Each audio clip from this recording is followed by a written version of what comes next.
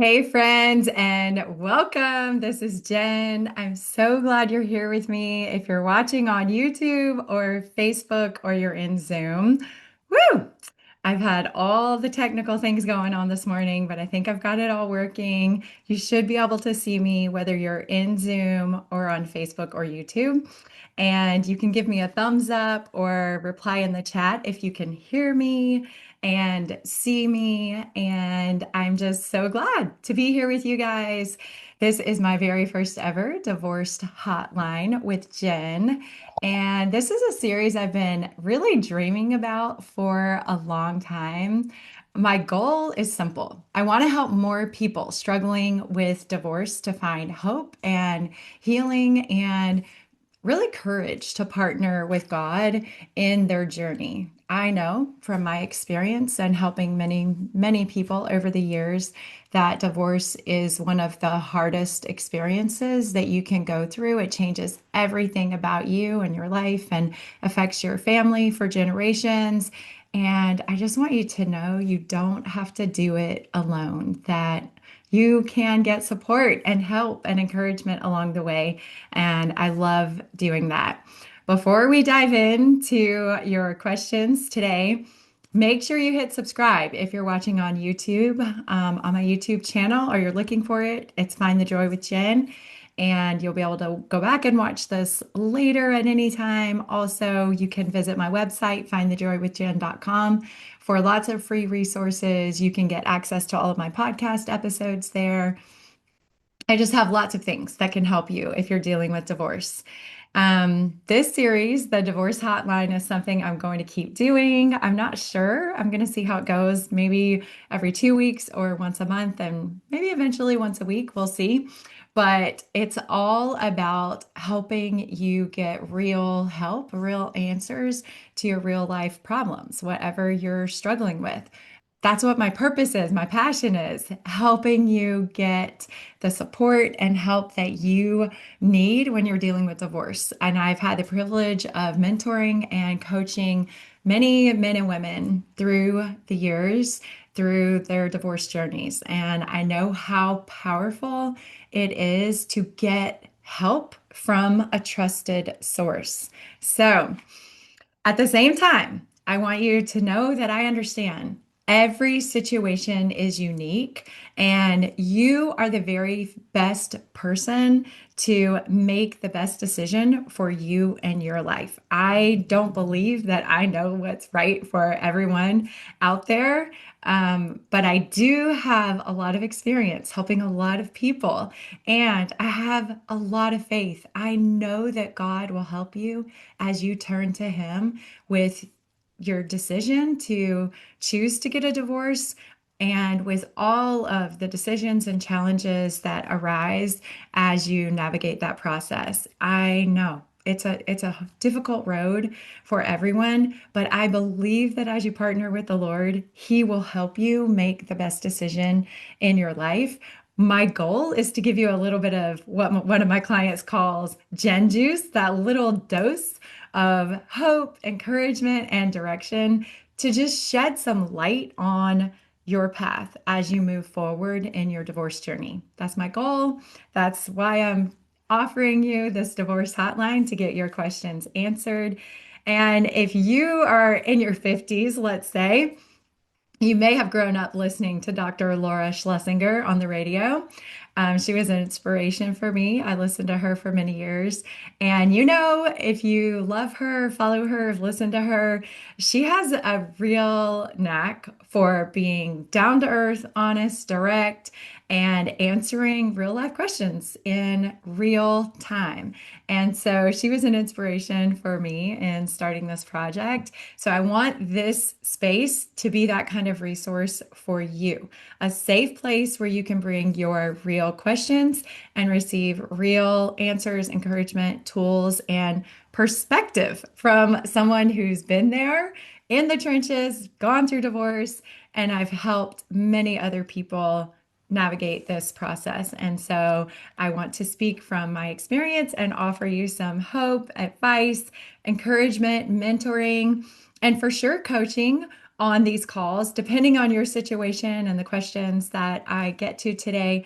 My hope is that you will leave with very practical ideas and tools that you can use as you're moving forward with faith. So, if you want to know more about working with me, you can go to my website, Find the Joy with Jenn, and get some free resources and find out about my coaching program, Faithful Divorce. And I do have a few one-on-one clients that I offer a few spots for people that I coach one-on-one. So that's an option too. You can get all the details on my website. And I want to thank everyone that submitted questions in advance, either through email or through Zoom or however you did it in my Facebook group.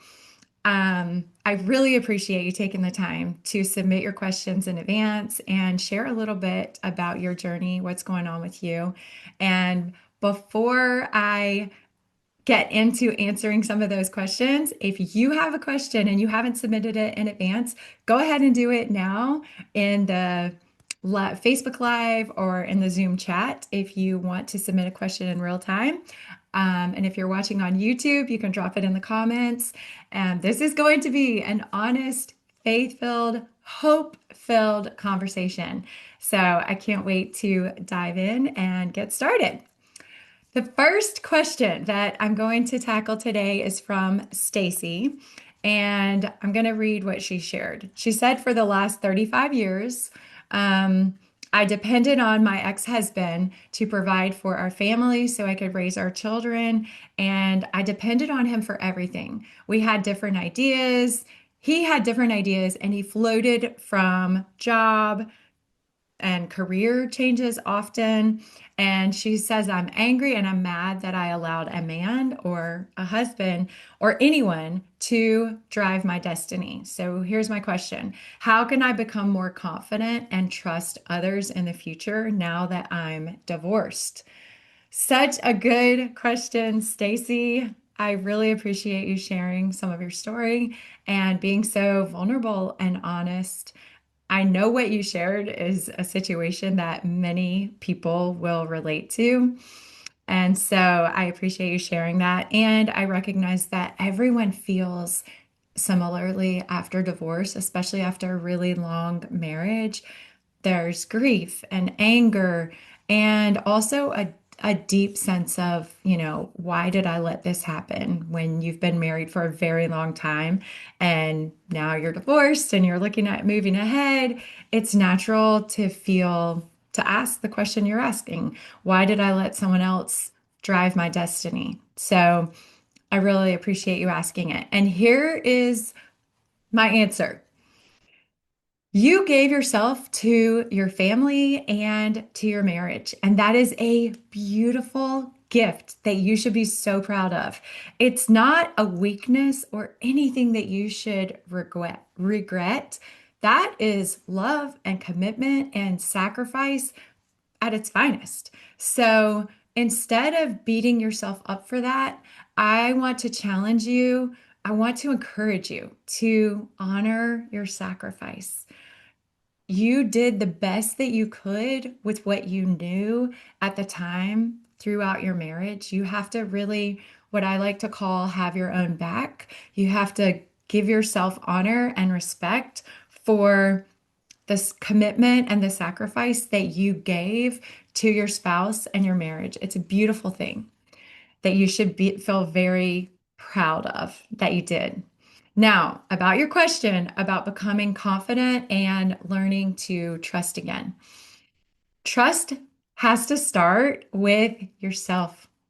Okay. Confidence in ourselves is built by keeping promises to yourself.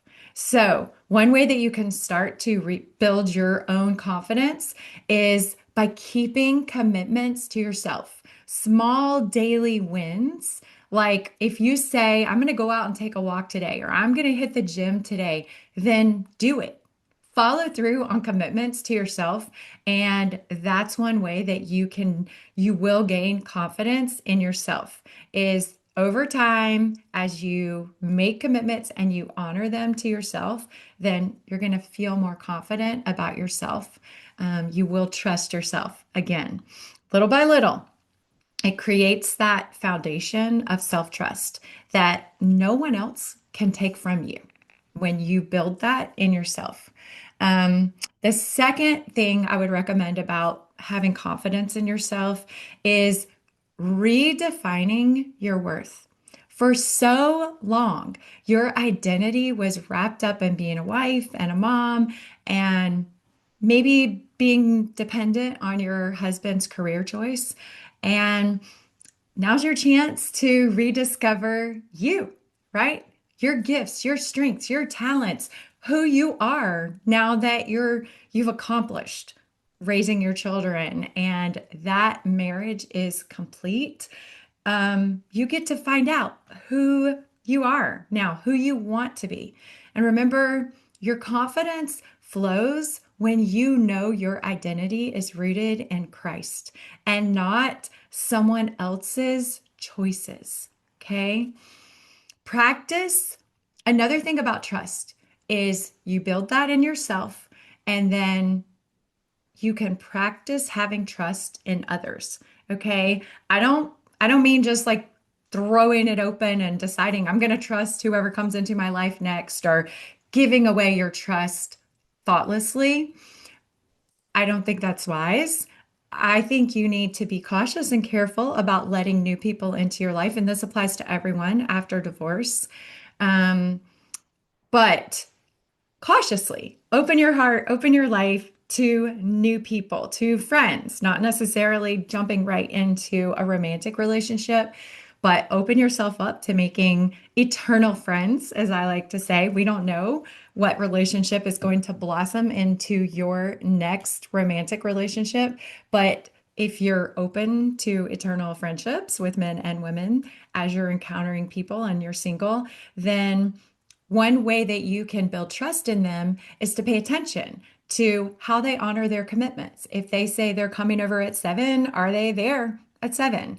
Um, Pay attention to their patterns. Do they listen to you when you're talking, or are they always talking about themselves? And do their actions align with their words, right? That's a very important way to know if someone is sincere, is do their actions line up with the things that they say. That's how you can build trust wisely and not blindly, is really being cautious but opening yourself up to new friendships with men and women and paying attention to how they honor their commitments, what they say.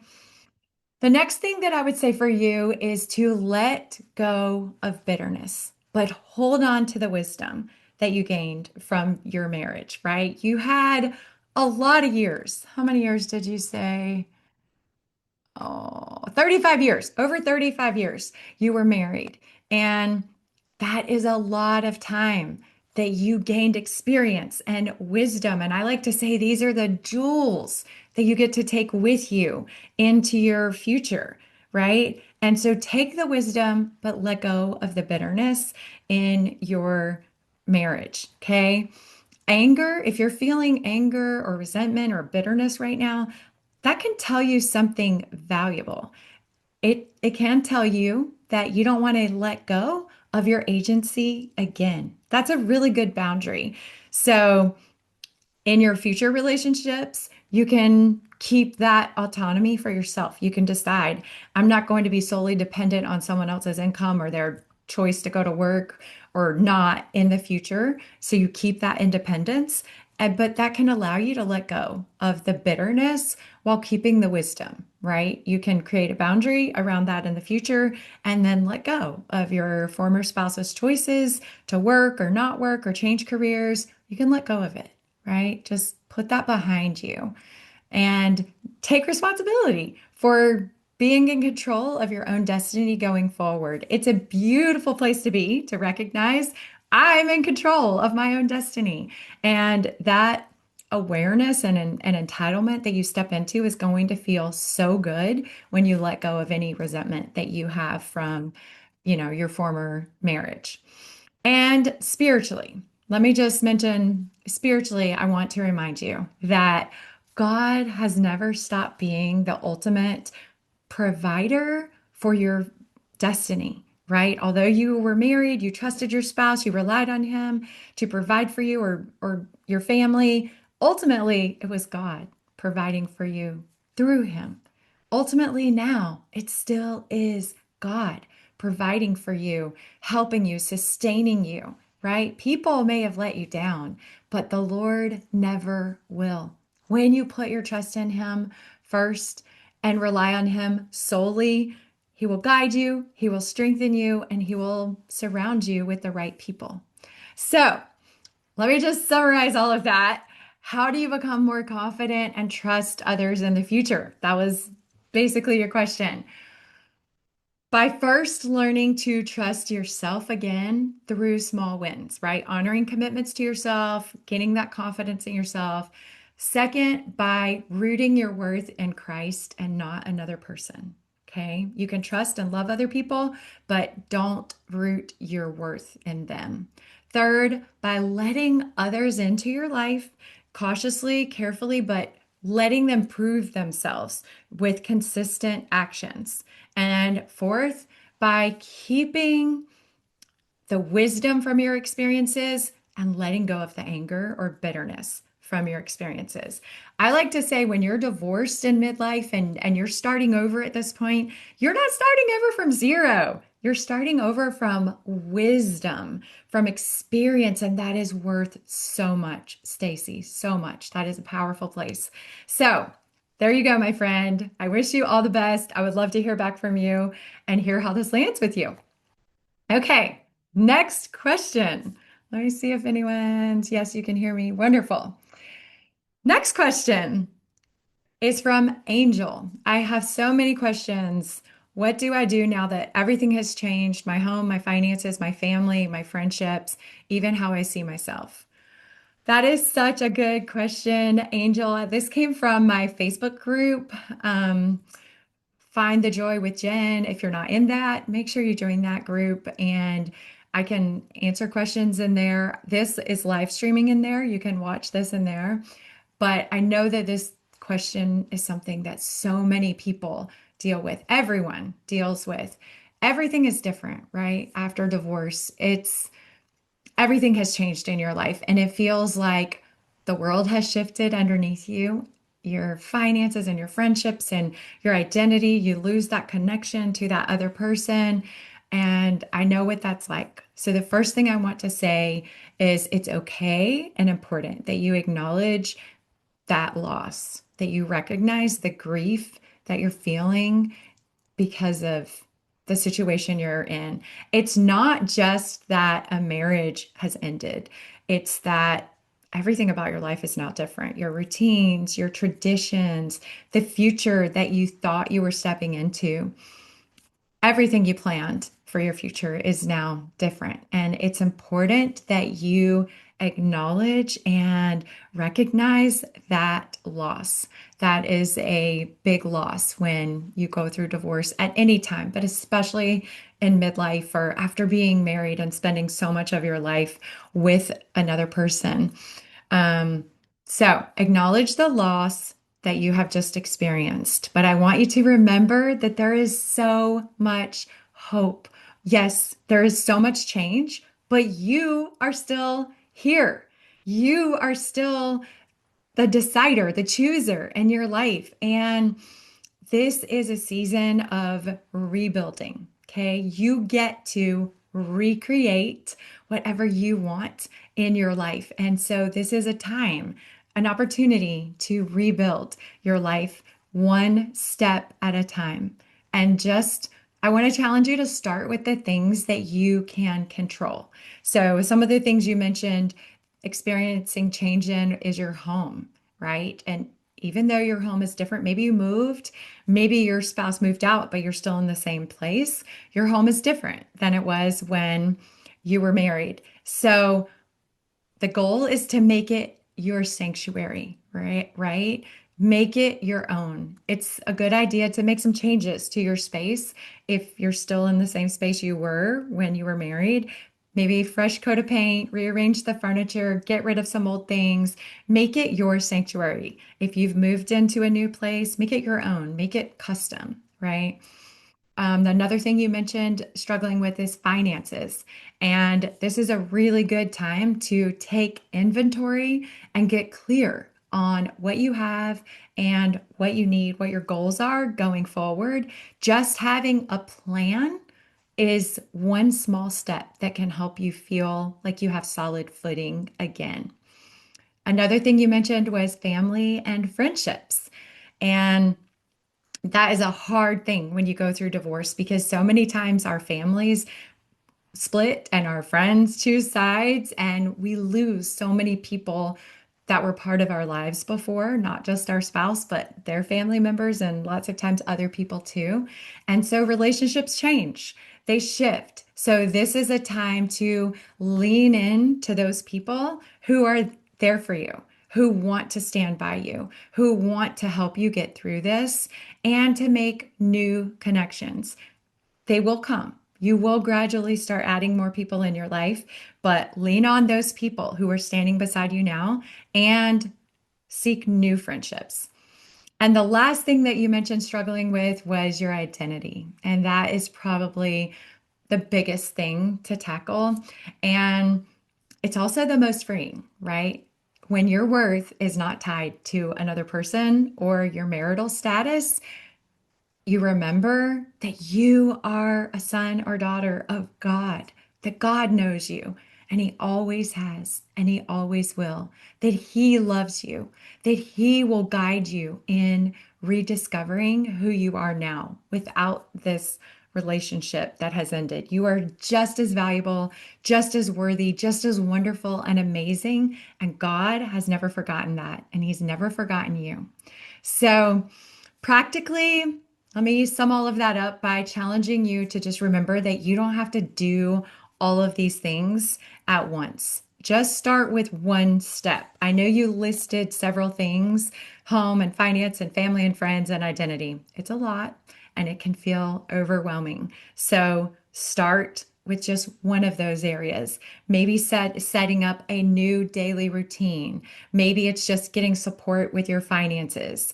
Maybe it's joining a community like mine, Faithful Divorce, or getting support from family or friends that you haven't really involved yet. Maybe it's taking charge of your physical health and well being and getting outside and getting fresh air and exercise every day, which I highly recommend for everyone. Such a good thing. Just decide to take one step in one of those areas today. Okay? One step in one of those areas. I have worked with so many people in this exact same place where you are, friend, and I promise you will not feel this way forever. With time and with intentional choices and with the Lord's help, you will start to rebuild your life and your identity. Okay. And it can be a new life that is even more joy filled than you can imagine right now, better than anything you've ever had in the past. So, remember that you can start where you are right now. Lean on the Lord. He's there for you. He is with you in this struggle, and take one next right step. Every step, no matter how small, is part of your healing journey. Okay? Don't be afraid to take action. Do something. Okay? Thank you so much for that question, Angel. That was a great question. So many things involved there. I really appreciate you submitting that. Okay, let's see. We're doing great on time. My goal is to spend as long as I can with you guys. So let me answer this next question from Lisa. Lisa says, I have been married for over 20 years. When my marriage ended, I didn't just lose my husband. I felt like I lost my whole world. I didn't know where I belong anymore. At church, it feels like people look at me differently. At family gatherings, I feel like the odd one out.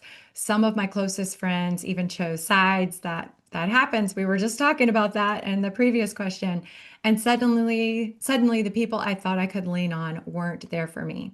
Honestly, I don't feel like I belong in my own skin anymore. On top of that, everything feels different. Holidays don't look the same. Parenting on my own is harder than I imagined. The bills are stacking up, and I've wrestled with whether or not to change my last name. My social life has undergone a complete shift, and the sense of security I once had is gone. So, my question is, What do I need? I don't know where I belong at church and at family gatherings and with friends who chose sides or even in my own skin. Oh, Lisa, such a good question. Thank you so much for being so open. And what you've shared is exactly what so many people feel after divorce, but don't always say it out loud. Many people don't recognize or admit when they're feeling all of these things. And it's not just that your marriage has ended, your life with this person, your routines, your roles, your traditions, and even your identity, that belonging that you felt when you were connected to that person has lost its shape, right? So it's normal that you're feeling lost right now. So the question is, where do you start when you don't know where you belong? I always recommend starting with the one place that hasn't changed, your connection, your eternal connection and bond with God. You're always going to be his child, and your true belonging is with him. And nothing that you do in your life, no choice that you make, no change in your marital status, or even your standing in his church, not other people's opinions, not broken relationships or homes can take that away. So when you feel like you don't fit in anywhere else, start with the Lord. Remember that you are always his, that you have a place with him. And then in the other ways, like you mentioned, let's start in small intentional ways. Like you mentioned, church. Okay. That's a big thing that comes up a lot after divorce. How do I fit in? Where do I fit in at church? You know, I don't know what to say. People don't know what to say to me. It gets awkward. I understand. I have been there. So instead of focusing on what is missing or who isn't showing up for you, who isn't talking to you, um, what feels awkward, you have to step into, why do I go to church? I go to church to connect with God, right? Let God lead your actions in church. Okay. Focus on why you're really there, taking the sacraments, renewing your covenants with Him, and connecting with God. Okay, you be the lead. And the more calm and confident you are about talking to other people, about um, sharing what you want about your situation. That's something I address a lot with my coaching clients. Don't feel like you have to share everything about your situation. You don't. You don't have to tell everyone your story, what happened. You don't have to tell everyone anything about your story if you don't want to. I have a whole system for this in my coaching program where I recommend that my clients come up with a prepared statement about what they want to say when they first let everyone know they're divorced. And it helps so much. So you decide beforehand what you want to share. You share that statement, and then you go to church to connect with God. And don't worry about what other people are thinking or saying or doing. The next thing you mentioned was friends and family. And part of divorce is just accepting that relationships change. People choose sides. People that you were once related to, like your former in-laws, you're no longer related to. You can still have a love and connection for them. And I have seen some of my clients and friends have beautiful relationships with their former in-laws that last long after the divorce. It is possible in some cases, but you also have to accept when you lose that partner that relationships change and shift, and that's okay. It's okay. It does feel different. It's something you have to get adjusted to, but it also opens space for new relationships to start. Okay? So this is where you can start looking for new friends to bring into your life who will love you and accept you and without judgment, right? You find new people now that you want to be part of your life. That's one thing, one step that you can take with the friends and family situation. The other thing you mentioned was feeling uncomfortable in your own skin. Now, this definitely takes time. When you have been defined by your role in a marriage, like we all are when you're married, um, and that ends, you step into a season of discovery, of finding out who you really are. Like I mentioned earlier, answering Stacy's question. So now is the ideal time to try new things, set new goals, try out some new hobbies, right? Maybe pick up some old ones that you put down from years ago. Remind yourself of your strength and independence. And don't be afraid to get out there and try new things. All right. Now, the other thing you mentioned was when everything feels different, like holidays and parenting, single parenting, struggling with your bills, possibly changing your name, a whole lot of concerns that you mentioned. What I want to recommend about that is that you give yourself permission to take some time, right? These are all new new things that are happening, right? Single parenting and going through holidays after divorce and possibly changing your name.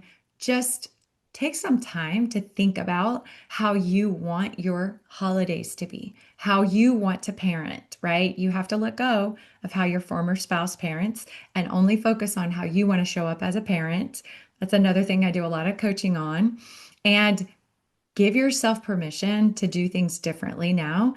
Intentionally make holidays different this time. I've I've actually done a lot of podcast episodes on that if you want to look that up. Parenting after divorce and the holidays. There are a lot of things that you can do there. But don't isolate yourself. Okay. Get out and don't be afraid to take your children with you and try new holiday traditions. Be very intentional about doing new things. Don't feel like you have to try everything new all at once, though, right? Just maybe one day during Christmas break, do something different, or intentionally make new plans with another family, another single parent, and get your kids together. Don't let yourself get overwhelmed with thinking, I have to make all of these decisions right now, or I have to rebuild everything at once. Okay. This is where it's good to slow down and think about one brick at a time, right? We're rebuilding a new wall, a new fortress, a new family. Let's start with one brick at a time and then another. Okay. So, the one thing I want you to take away from my answer for you is belonging doesn't mean fitting back into your old life. Okay. It's about creating a new one and feeling comfortable in your new life. And I promise you, as you partner with the Lord in this journey, He will help you. You absolutely can do this. And the Lord promises that when everything shifts, when everything changes, when everything falls apart, He's still there for us. He is our rock. He is our refuge. He is our foundation. Um, Lisa, you may not feel like you belong right now, but you do. And you always have. You belong to God. He's on your side. He is rooting for you.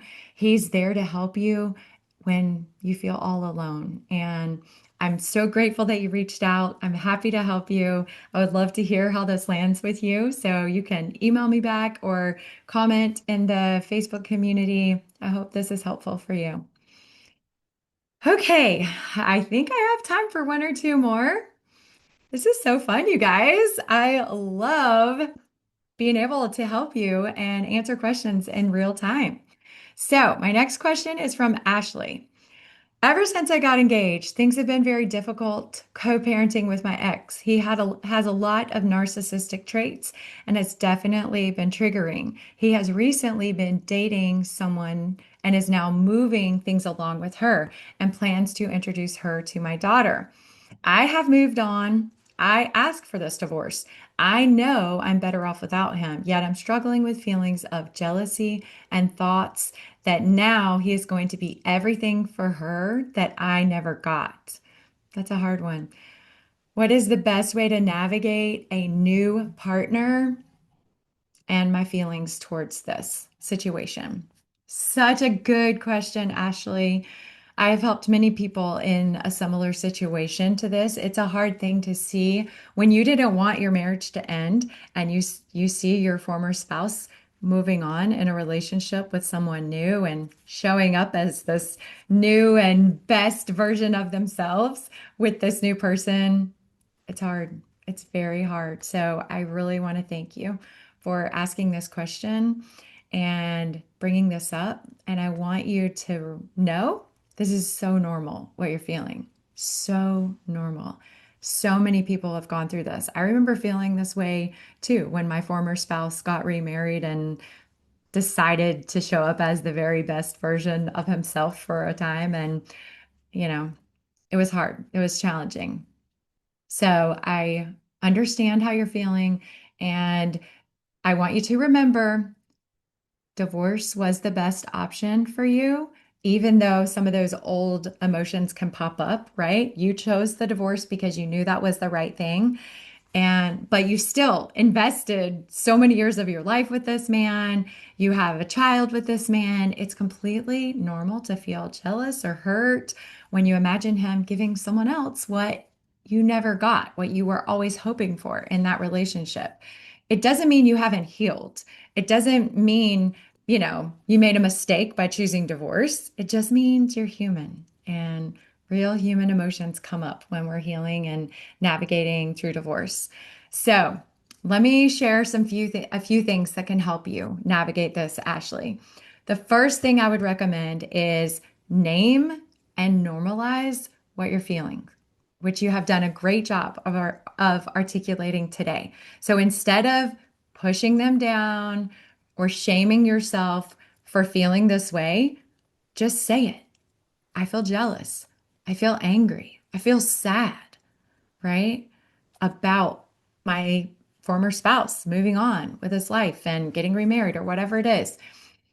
Those emotions lose their power when they're spoken and acknowledged. So just naming them, not being afraid to articulate them out loud is powerful. The second thing I would recommend that you do is reframe your thought. Right now, your brain is saying he's going to be everything for her that I never got, right? That's the thought that you shared. But the truth is, he was in your marriage who he really is, and he's still that person. Okay. The pattern, the narcissistic traits, the way he treated you, those don't magically disappear with a new partner. Actually, they go with him into this new relationship. It's it's proven, it's obvious. If people don't do the work to change themselves, they take themselves with them into a new relationship. And he is doing that. He's the same person that he was before. This isn't about him suddenly being better now. It's about your mind projecting this fantasy, this idea that he could be that person and now he's going to be that person with someone else. Okay. Let's just remind ourselves he's the same person that he was when you were married to him. He's still that person. Okay. The third thing that I want to recommend for you is let's focus on your wins. You are engaged. You're divorced from him. You're single. You've met this new person that you are in love with, and you're moving forward with this person. You are going to build a whole new life with a new person who loves you. That's huge. That's amazing. So when jealousy creeps in, I want to remind you to shift your focus to what you have now, a new partner with a healthy relationship and a future that, excuse me, reflects your growth and the peace of knowing that you made the right decision. You have to believe that. You have to focus on the future that you're creating now and believing this is the best option for you and for your daughter and your new spouse. The other thing I would recommend for you is protect your daughter. This is the part that's kind of hard when kids are involved. You can't control who your former spouse brings into their life, but you can control how you respond. And the best most beautiful gift that you can give to your daughter is stability, your consistency, and your example of a healthy relationship. Okay. You focus on you. I like to call it your circle of power, what you can control. Kids see so much, they see a lot more than we think they do. Okay. So you stay in your circle of power, what you think, what you feel, what you choose. What your former spouse does, that's way out of your circle. So you focus on creating the most stable, healthy, loving environment for your daughter. And the next thing I would recommend for you, let's bring it to the Lord. Always great idea. Jealousy is one of those emotions that can really stick with us if we hold on to it. It can just fester in our hearts and in our minds, and we can hang on to it for a long time. So I want to challenge you to pray over it and hand it over to the Lord. Ask God to remind you of your worth, your path, and the blessings that He has ahead for you. Okay? Focus on the Lord and your life moving forward. So the bottom line here, Ashley, is you don't need to compete with your former spouse's new partner. You're not in competition with them. That's not a thing. She's not getting the better version of him. She's stepping into the same patterns that you got out of, friend. Remember that. And you focus on your own healing, your future going forward. And when you feel jealousy creeping in, remind yourself that's not my story anymore. God is writing a new one for me. So, what is the best way I can navigate this? Right? The things I recommended are naming your feelings, reframing your thoughts, right? You choose what you want to think. Reframe those thoughts that you were having. Root yourself in your blessings, right? The Lord has blessed you immensely with this new relationship, this new path forward, and then trust Him and the plan that He has for your life. I always say, when we trust God's plans for our lives and we choose to believe His plans are way better than anything we can imagine, we will see miracles. And if you haven't seen those miracles yet, hold on, friend, because God isn't done. Okay? Hang on. He is writing something new in your life, and it's going to be better than you can imagine. Okay, friends, let's see. Oh, I have a few more minutes. All right, I'm going to answer one more question.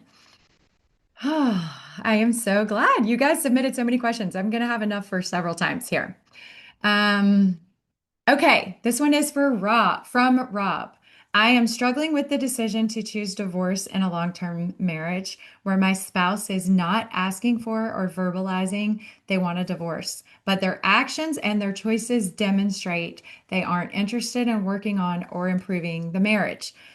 The choice of divorce after over 20 years of marriage and multiple children has a significant impact with lasting changes and consequences and scars, not just the couple, for not just the couple, but the kids and their close families and friends. Yes, we know. Divorce also brings the possibility of a second marriage, and that also creates a significant impact on the children and the family. I understand that not choosing a divorce in a broken relationship has similar consequences and outcomes. For me, I've prayed and fasted, and the answer is the choice is mine. I don't want a divorce, but I don't want to stay in a broken marriage. Such a hard struggle, Rob. I understand. So the question is, how do you know when you've done all you can and it's time to let go and choose divorce when your spouse appears to be content to stay in the marriage? Oh, I have so much sympathy for you, friend. This is one of the hardest places to be in when you don't want divorce, but you also don't want to stay in a broken marriage where nothing is changing and it hasn't changed in many years. So I want to just start by acknowledging that I know how painful this is. And it's a very difficult decision after a lifetime together, and you've created this family together. And I understand it ripples into all the relationships with your children and your other family. And I appreciate that you're taking this decision so seriously. People that don't, many, many, many times regret it. And the people that do take it very seriously, very thoughtfully, with prayer and fasting, walk away confidently. So I want to offer that to you that when you do ultimately choose to end your marriage, if that's what you choose, you will be confident in this decision because you are so thoughtful about it. So, a few things that I want to recommend to you to help you in making this decision is remember a marriage, a successful marriage takes two committed, involved people. And you cannot make it work with just one person. All of the effort and prayer and time and therapy and counseling, communication, all the tools, whatever you are doing, whatever you're learning, whatever effort you're gaining, you can do all of that and it won't change another person. And if they are content to just coast or keep things the way they are while you're drowning, then it's not a healthy place for you, right? It's not a sustainable marriage if you're putting everything you can into saving it and they're not, right? It actually makes me think of a scripture in Matthew. I think if the fruit of your spouse's choices, like what is the fruit that they're bringing, right? And by their fruits we shall know them, right? So, what is the fruit that they're bringing? What are they offering? What are they giving you? Are they giving you safety, respect, growth, connection, partnership, right? Beautiful things that come from a committed relationship with two people. Or are they leaving you neglected, broken, alone, isolated, right? By their fruits you shall know them. And the fruits that they are producing are very telling. So ultimately, the question you asked was about knowing if you've done all that you can in the relationship. And you said that you've prayed and you fasted and you feel like the choice is yours. And sometimes that is the hardest of all because it's really hard to be the one responsible for making that choice. So, a practical way that you could apply this is to look at specific things that you have done, right? Like steps that you have taken to try to heal your marriage. Counseling, therapy, communication, prayers and fasting, seeking help from trusted sources, leaders, therapists, coaches, right? Like make a list of those things and ask yourself, have I honestly done all that I can on my side of this covenant, right? Can I find peace in moving forward with the decision after looking at these things that I've done? Now, it's still a difficult decision to choose to get a divorce and understand that staying in a marriage that is broken, where one person isn't putting in effort, also has consequences. And I know you know that if you're the only one who's putting in effort. You've already mentioned that divorce definitely causes scars and wounds, but so does staying in a broken marriage where there is indifference and neglect and maybe emotional abandonment. I don't know what you would call it, but negative side effects, right? And sometimes those things cause greater harm, same amount of harm. It's hard, we will never know greater, but they cause harm to children, family members, to you, right? It's not divorce, but there are consequences of staying in a broken relationship, growing up in a home where there's disconnected parents that aren't loving and committed and, you know, both invested in the marriage. Like I mentioned earlier, children, they're so much smarter. They pick up on so much more than we realize they do. And they know what's going on, or at least some, they feel They are definitely feeling the consequences of the status of your relationship right now. So the question is peace versus confusion, right? About this decision. The Lord doesn't always give us like a lightning bolt answer, yes or no, but He does give us peace when we're on the right path. So I would challenge you to pay attention to moments when you feel calm about the direction that you're going, whether it's continuing to try and make an effort, make bids with your spouse, or whether it's moving forward with divorce. Like you said, you didn't feel like the Lord made the decision for you and told you yes or no.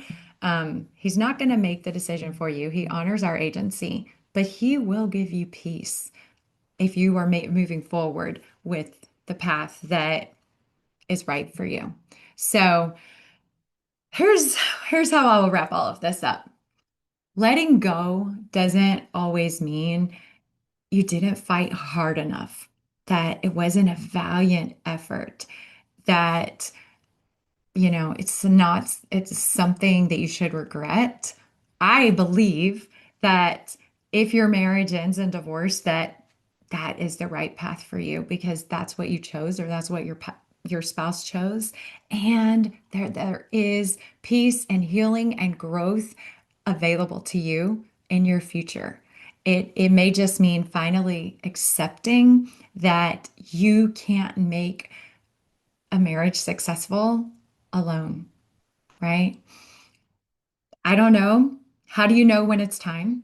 When you are confident that you have done your part, when your spouse continues to show fruits that of their, right, when their fruit shows you what their heart and mind, where they are, right? By their fruits, we shall know them. So through their actions and their words, they're showing you what they're invested in, right? We're going to see what they really want. And if you're not seeing investment and connection and a desire to commit to this relationship, then they're showing you their choice, even if they're not saying it, right?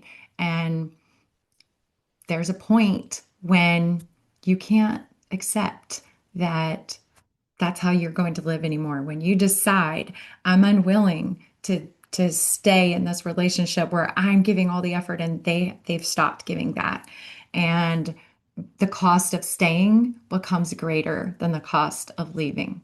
But that will be your choice. And I feel like as you partner with the Lord in making that decision, it will come with peace. It won't come with resentment or bitterness. It will come with clarity and faith that you know that it's the right time to let go.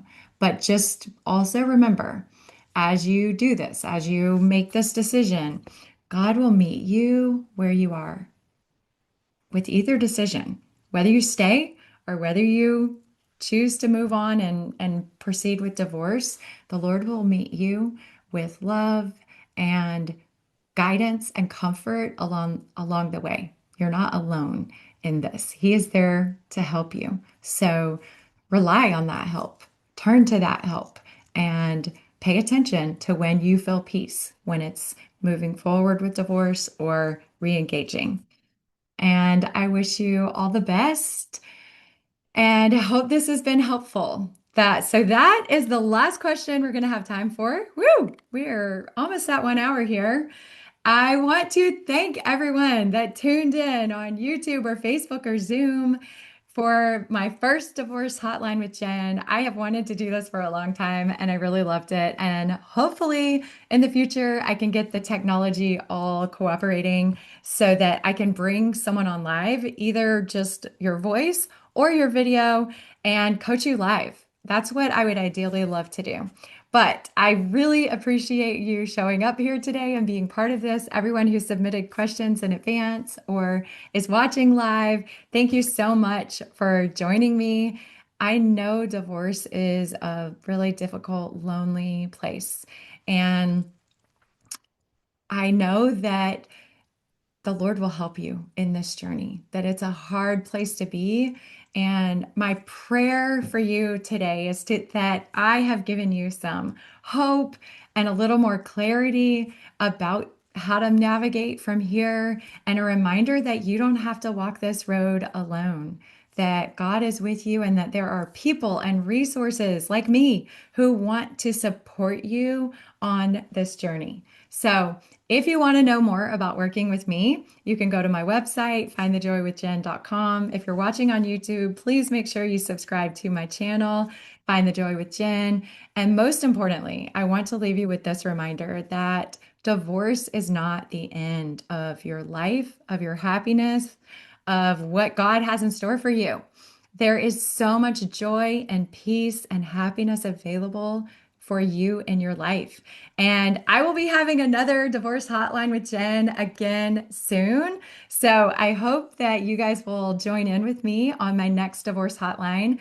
I will keep you posted on social media and on my email list and in my Facebook group.